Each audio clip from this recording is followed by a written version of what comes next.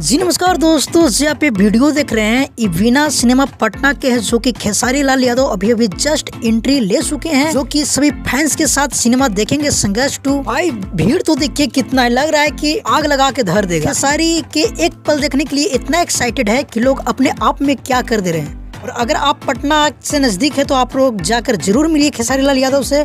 और छपरा फिर आज से जाने वाले हैं, जो कि ज्योति सिनेमा में जाने वाले हैं, तो जाकर आप लोग वहाँ भी मिल सकते हैं। अगर आपको छपरा नजदीक पड़ता है तो आप लोग कहाँ से हमें जरूर कमेंट करके बताइए।